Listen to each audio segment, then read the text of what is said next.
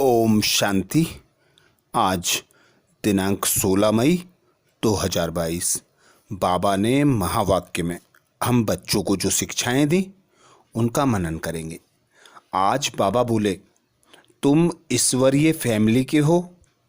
ईश्वरीय फैमिली का लॉ अर्थात नियम है भाई भाई हो रहना। ब्राह्मण कुल का लॉ है भाई बहन हो रहना। इसलिए विकार की दृष्टि हो नहीं सकती। तुम ईश्वरीय फैमिली के हो। ईश्वरीय फैमिली का नियम है भाई भाई होकर रहना। ब्राह्मण कुल का नियम है भाई बहन होकर रहना। विकार की दृष्टि किसी पर भी न जाए। अर्थात हम अभी हैं ईश्वरीय फैमिली के।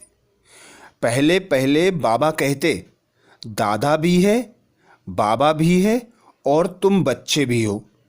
तो सबसे पहले शिव बाबा द्वारा ब्रह्मा एडॉप्ट करते हैं हम बच्चों को। तो हम शिव बाबा के पोत्रे ठहरे और ब्रह्मा की संतान अर्थात भाई बहन ठहरे। तो बाबा कहते, जब तुम खुद को आत्मा अनुभव करते हो तो तुम आपस में भाई भाई हो गए, पर जब ब्रह्मा की संतान अनुभव करते हो तो देह की दृष्टि से तुम ठहरे भाई बहन, जो अभी प्रैक्टिकल में हो। यह ब्राह्मणों का कुल है। यह बुद्धि से समझने की बातें हैं कि शिव बाबा संगम युग पर भारत भूमि पर आते हैं। पहले ब्रह्मा को एडॉप्ट करते हैं, फिर ब्रह्मा द्वारा हम बच्चों को एडॉप्ट करते हैं। तो जिस प्रकार शिव बाबा निराकार है, हम निराकार आत्माएं हैं। आत्मा आत्मा आपस में बाबा कहते भाई होकर रहना है। यही ईश्वरीय फैमिली का नियम है। और जब तुम ब्राह्मण कुल में जाते हो तो ब्राह्मण कुल का नियम है भाई बहन होकर रहना। विकार की दृष्टि ब्राह्मणों में हो नहीं सकती, क्योंकि अगर भाई बहन नहीं समझेंगे तो विकार में चले जाएंगे। तो सदा स्मृति रखना है, यह ईश्वरीय फैमिली है, हम आपस में भाई भाई हैं। प्रश्न किया बाबा ने, यह संगम युग कल्याणकारी युग है कैसे? यह संगम युग कल्याणकारी युग है कैसे? उत्तर में बाबा बोले, इसी समय बाप अपने लाडले बच्चों के सम्मुख आते हैं और बाप टीचर सद्गुरु का पार्ट अभी ही चलता है। यही कल्याणकारी समय है जब तुम बच्चे बाप की न्यारी मत, जो नर्क को स्वर्ग बनाने की व सबको सद्गति देने की है, उस श्रीमत को जानते और उस पर चलते हो। अर्थात बाबा संगम युग पर भारत भूमि में अवतरित होते हैं और हम बच्चों को ब्राह्मण बनाते हैं। ब्राह्मण बनाकर हमें सर्व संबंधों से सुख देते हैं। बाप टीचर सद्गुरु भाई मित्र बंधु सखा सब कुछ हमारे बाबा बनते हैं।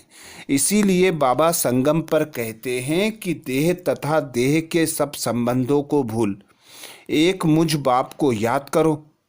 मुझ बाप को याद करोगे तो तुम पतित से पावन बन सतयुगी दुनिया में चले जाओगे। उसी प्रकार बाबा जब हमको संगम युग पर आते हैं तो हमें न्यारी मत देते हैं, जिस मत के आधार पर नरक से स्वर्ग में परिवर्तन होता है। अर्थात सबको गति सद्गति प्राप्त होती है, जिससे बाबा कहते, तुम उस श्रीमत को जानते हो और उस पर चलते हो तो देवी देवता स्वर्ग के मालिक बन जाते हो। इसीलिए बाबा कहते हैं कि यह संगम युग मोस्ट वैल्यूएबल युग है, कल्याणकारी युग है। ऐसा युग कोई हो नहीं सकता जिसमें तुम बच्चों की चढ़ती कला होती है।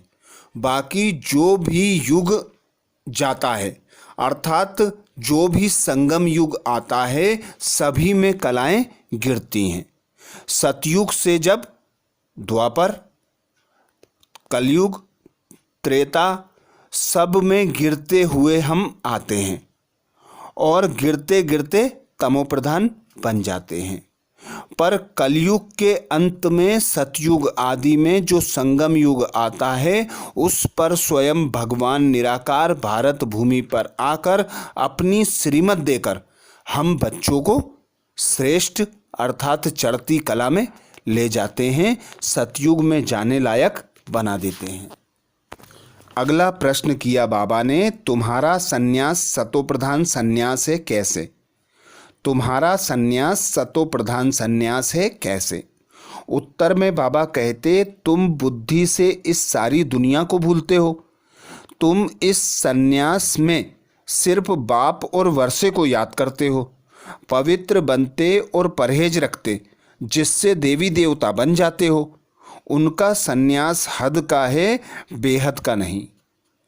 अर्थात बाबा हम बच्चों को कहते, तुम बच्चों का है बेहद का संन्यास। तुम देह सहित देह के संबंधों को, सुख सुविधा के साधनों को त्यागते हो, अर्थात उनसे वैराग्य रखते हो, इसलिए तुम बेहद के वैरागी कहलाते हो। तुम एक बाप को और उस बाप से मिलने वाले वर्षे को याद करते हो, जिससे बाबा कहते तुम्हारा संन्यास है बेहद का। तुम इसी संन्यास के आधार पर देवता बनते हो, क्योंकि इसमें बाप की श्रीमत पर चलते हो, पवित्र बनते हो, परहेज रखते हो भोजन का, अन्न का परहेज रख देवी देवता बनते हो। बाबा कहते हैं, भक्ति मार्ग के धक्के अब तक तुमने बहुत खाए, अब बाबा इन झंझटों से छुड़ाने आया है। सिर्फ बाप को और वर्षे को याद करो और पवित्र बनो। परहेज रखनी पड़े, नहीं तो जैसा अन्न वैसा मन हो जाता है। सन्यासियों को भी गृहस्थियों के पास जन्म लेना पड़ता है, वह है रजो प्रधान सन्यास। बाबा कहते तुम बच्चों का है सतो प्रधान सन्यास। तो बाबा कहते उस सन्यास में भी कितना बल है। प्रेसिडेंट भी गुरुओं के आगे माथा टेकते हैं। भारत की महिमा गाई जाती है। भारत पवित्र था, भारतवासी सर्वगुण संपन्न थे, अभी तो संपूर्ण विकारी हैं। देवताओं के मंदिर में जाते हैं तो जरूर उस धर्म के होंगे। बाबा कहते जो गुरु नानक के मंदिर में जाते हैं वे जरूर सिख धर्म के होंगे ना, परंतु यह सब अपने को देवता धर्म के कहला नहीं सकते, क्योंकि पवित्र नहीं रहते। तुम बच्चे पवित्र रहकर, बाबा की श्रीमत पर चलकर, अन्न का परहेज कर मनुष्य से देवता बनने का पुरुषार्थ करते हो, इसीलिए तुम्हारा सन्यास सतो प्रधान सन्यास अर्थात बेहद का सन्यास है। गीत सुनाया बाबा ने, भोलेनाथ से निराला कोई और नहीं। बाबा कहते हैं कि यह देवी देवता धर्म सुख देने वाला है। तुम अपने धर्म को भूल गए हो, तब और धर्मों में घुस जाते हो। वास्तव में तुम्हारा धर्म सबसे ऊंचा है। अब फिर तुम वही राजयोग सीख रहे हो तो श्रीमत पर चलना पड़े। बाकी सब है आसुरी रावण की मत।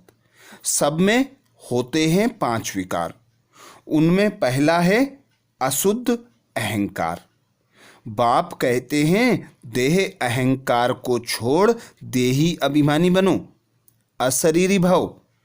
तुम मुझ बाप को भूल गए हो, यह भी भूल भुलैया का खेल है। कई कहते भी हैं नीचे ही गिरना है तो फिर पुरुषार्थ क्या करें। अरे बाबा कहते पुरुषार्थ नहीं करेंगे तो स्वर्ग की राजाई कैसे मिलेगी। तो अब बच्चों को ड्रामा को अच्छी रीति समझकर पुरुषार्थ करना है। यह एक ही सृष्टि है जिसका चक्र फिरता है। सतयुग आदि सत है भी सत, होशी भी सत। कहते भी हैं वर्ल्ड की हिस्ट्री ज्योग्राफी रिपीट होती है, पर कब होती है, कैसे होती है, यह बाबा ही आकर समझाते हैं, किसी को भी पता नहीं होता। तो बाबा कहते हैं जब तुम पूरा पूरा सतो प्रधान बन जाओगे, संपूर्ण बन जाओगे, तब गेट खुलेंगे मुक्ति, जीवन मुक्ति के। तो माया के फंदे से बाबा हम बच्चों को छुड़ाने आए हैं। गुरुओं की जंजीरों में जो फंसे हुए हैं उनको जंजीरों से छुड़ाते हैं। बाबा कहते हैं अब तुम बच्चों को मैं धक्के खाने से बचाता हूँ। तो अब तुमको निर्विकारी पवित्र बनना है और एक पिता परमात्मा की श्रीमत पर चलना है। वरदान दिया बाबा ने। वरदान में बाबा बोले संगम युग के महत्व को जान, श्रेष्ठ प्रारब्ध बनाने वाले तीव्र पुरुषार्थी भाव। संगम युग के महत्व को जान, श्रेष्ठ प्रारब्ध बनाने वाले तीव्र पुरुषार्थी भाव। बाबा कहते यह जो संगम युग है छोटा सा युग है। इस युग में स्वयं भगवान निराकार परमात्मा इस धरा पर आते हैं और तुम बच्चों को साथ का अनुभव कराते हैं। बाप टीचर बनकर तुम बच्चों को हीरे तुल्य बनाते हैं। तो ऐसे कल्याणकारी संगम युग जिसमें हम बाबा का हाथ पकड़कर अर्थात बाबा की श्रीमत पर चलकर बाबा की याद में रहकर श्रेष्ठ बनते हैं, ऊंचे से ऊंचा पद प्राप्त करते हैं, सतयुग में देवी देवता बनते हैं। तो बाबा कहते इससे ऐसे महत्वपूर्ण युग, कल्याणकारी युग को स्मृति में रखो तो भी तुम तीव्र पुरुषार्थी बन सकते हो। इस युग का एक सेकेंड भी गंवाना नहीं है। हर सेकेंड बाप के साथ का अनुभव करना है, हर संबंध से बाप को याद करना है, बाबा के पूरे पूरे वर्षे का अधिकारी बनना है, क्योंकि पूरे कल्प की प्रारब्ध इस छोटे से संगम युग में ही होती है। तो संगम युग के महत्व को जान, इसके समय की कीमत को जान, समय का सदुपयोग करना है, बाबा का हाथ सदा हाथ में रखकर बाबा की श्रीमत पर चलकर श्रेष्ठ प्रारब्ध बनाना है। स्लोगन में बाबा बोले सर्व को स्नेह और सहयोग देना ही विश्व सेवाधारी बनना है। सर्व को स्नेह और सहयोग देना ही विश्व सेवाधारी बनना है। विश्व की सेवा वही कर सकता है जो बेहद में रहता हो, अर्थात जिसकी बेहद की वृत्ति हो, बेहद की दृष्टि हो, वही विश्व की सेवा कर सकता है। क्योंकि जो आत्मा हर आत्मा को समान दृष्टि वृत्ति से देखती है, सभी आत्मा के प्रति शुभ भावना शुभ कामना रखती है, सभी को सहयोग देती है, वही आत्मा विश्व कल्याणकारी आत्मा कहलाती है। अर्थात विश्व सेवाधारी बनना है तो सर्व आत्माओं को स्नेह और सहयोग देना है। तो ये थे बाबा के महावाक्य। अच्छा, ओम शांति।